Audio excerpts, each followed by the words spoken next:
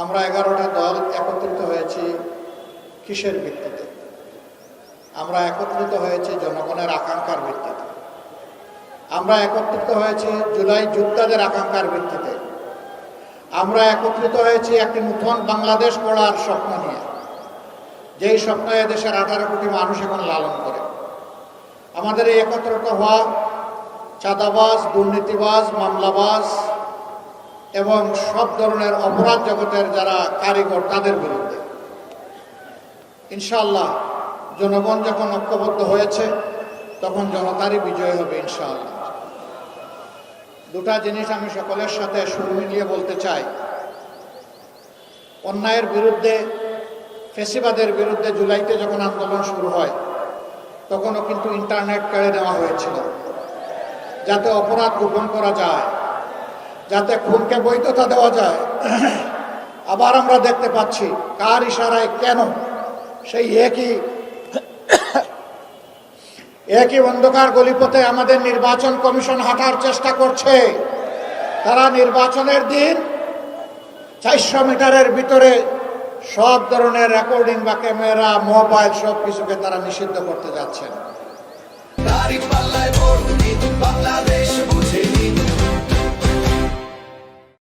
আমরা পরিষ্কার বলে দিতে চাই, জুলাইয়ে ওই অপকর্ম যেমন মেনে নেওয়া হয়নি, আজকেও মেনে নেওয়ার কোনো প্রশ্নই উঠে না।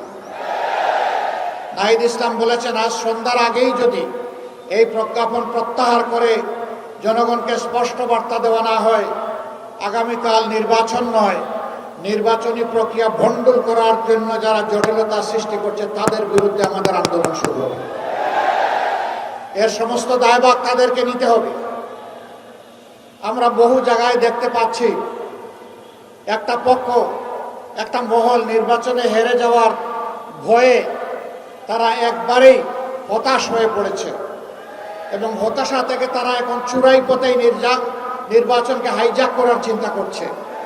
গুন্ডাদেরকে লেলিয়ে দেওয়া হচ্ছে, অস্ত্রের ভান্ডার গড়ে তোলা হয়েছে, ভোট কেন্দ্র অন্যায়ভাবে দখল করে মানুষের ভোট কেড়ে নেওয়ার পায়তারা করা হচ্ছে। আমরা স্পষ্টভাবে বলে দিচ্ছি, জুলাই যোদ্ধারা ঘুমিয়ে পড়ে নাই, তারা এখনো জেগে আছে। তাদের সমস্ত অপকর্ম ইনশাআল্লাহ আমরা প্রতিহত করে দেব। এই অপকর্মের মাধ্যমে কেউ জনগণের ভোট আবার ছিনতাই করবেন, এই দুঃসাহস কেউ দেখাবেন না, এই দুঃস্বপ্নে কেউ ভুগবেন না। সম্মানিত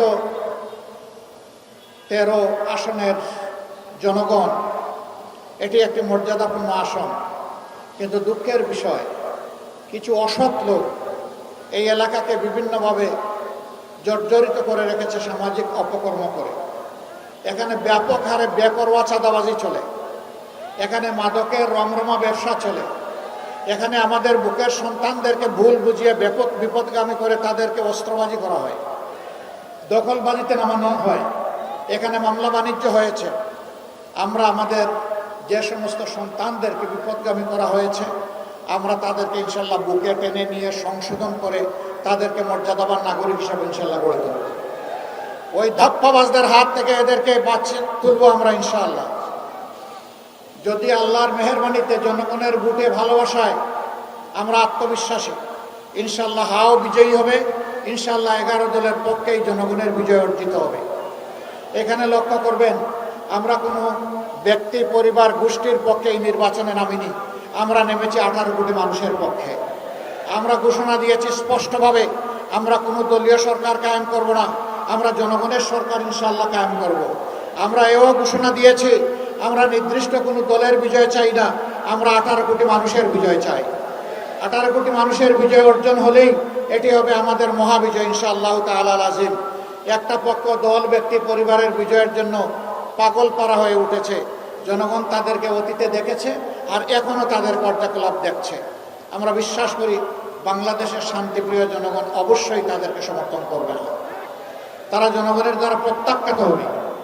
যারা জনগণের পক্ষে আছে, জুলাই আকাঙ্ক্ষার পক্ষে আছে, জনগণ ইনশাআল্লাহ তাদেরকেই বেছে নেবে। এর আলামত ইতিমধ্যে স্পষ্ট হয়ে উঠেছে। ডাকসুর ভিপি সাদেক কায়েম বলেছেন, অলরেডি তরুণ সমাজ তাদের রায় জনগণকে জানিয়ে দিয়েছে। 5টা বিশ্ববিদ্যালয় তারা এই জুলাই আকাঙ্ক্ষার পক্ষেই অবস্থান নিয়েছে এবং জুলাই আকাঙ্ক্ষাকেই তারা সম্মান করেছে। ইনশাআল্লাহ 12 তারিখও বাংলাদেশ একই দৃশ্য দেখবে। কেউ যদি সেই দৃশ্য দেখে এখনই ভীত সন্ত্রস্ত হয়ে আবারও বলছি চূড়াই পথে পা বাড়ান, তাইলে এই জাতি এবং আমরা তাদেরকে ক্ষমা করব।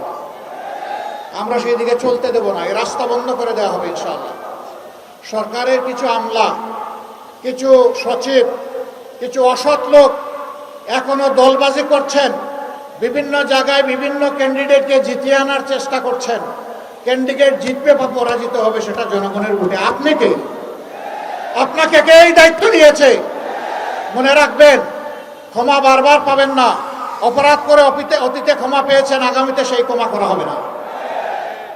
যদি আবার ফেসিবাদের দিকে দেশকে ঠেলে দেওয়ার কেউ দুঃসাহস করেন, জুলাইতে যেমন ফেসিবাদে রুখে দেওয়া হয়েছে, আগামীতেও সেই ফেসিবাদে রুখে দেওয়া হবে ইনশাআল্লাহ। কিন্তু আমরা বারবার জুলাই চাই না। এই জুলাই আর হওয়ার প্রেক্ষাপট কেউ তৈরি করবেন, তা ইনশাআল্লাহ আমরা হতে দেব না। ইনশাআল্লাহ সত্যের বিজয় হবে, ইনসাফের বিজয় হবে, দুর্নীতিমুক্ত বাংলাদেশ হবে, ইনসাফ এই বাংলাদেশে কায়েম হবে। সকল শ্রেণী পেশা, লিঙ্গ, বর্ণের মানুষ, ধর্মের মানুষ সমতার ভিত্তিতে ইনশাআল্লাহ তাদের অধিকার ফিরে পাবে।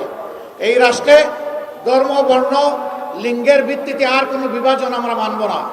এই ঐক্যবদ্ধ জাতি নিয়ে আমরা সামনে এগিয়ে যেতে চাই ইনশাআল্লাহ। আজ আমি এখানে দাঁড়িয়েছি আরো দুটি কথা বলার জন্য। এখানে রিকশাই আমাদের 11 দলের প্রতীক, এখানে রিকশাই আমাদের জনগণের প্রতীক, জুলাই আকাঙ্ক্ষার প্রতীক, তরুণ প্রজন্মের প্রতীক, আমাদের নারী সমাজের প্রতীক, নারী পুরুষ সকলের প্রতীক, আধিপত্যবাদ বিরোধী জনগণের প্রতীক। সেই প্রতীক আমরা এখন আল্লামা মামুনুল হক সাহেবের হাতে তুলে দিচ্ছি। 2 নম্বর প্রতীক যার হাতে তুলে দিচ্ছি, ইনশাআল্লাহ তাআলা আজিম, আল্লাহ তাআলার মেহেরবানিতে বিইজনিল্লাহ জনগণের ভালোবাসা সমর্থন ভোটে 11 দল বিজয়ী হলে ইনশাআল্লাহ 13 নম্বর আসন একজন আসনের প্রতিনিধি হিসাবে নয়, সারা দেশের জন্য একজন মর্যাদাবান মন্ত্রী পাবে ইনশাআল্লাহ। যিনি সংসদে গিয়ে শুধু 13 নম্বরের জনগণের কথা বলবেন না, তিনি 18 কোটি মানুষের অধিকারের পক্ষে কথা বলবেন, আলিম উলামার পক্ষে কথা বলবেন, আল্লাহর দ্বীনের পক্ষে কথা বলবেন, বেইনসাফির বিরুদ্ধে কথা বলবেন, ইনসাফের পক্ষে দৃঢ় অবস্থান নেবেন। এইরকম একজন লোককে ইনশাআল্লাহ আমি বিশ্বাস করি এই এলাকার জনগণ বুকের ভালোবাসা দিয়ে আলিঙ্গন করে তাকে বিজয়ী করবে আগামী 12 তারিখ ইনশাআল্লাহ। এখন তারই হাতে আমরা এইদিকে ডান দিকে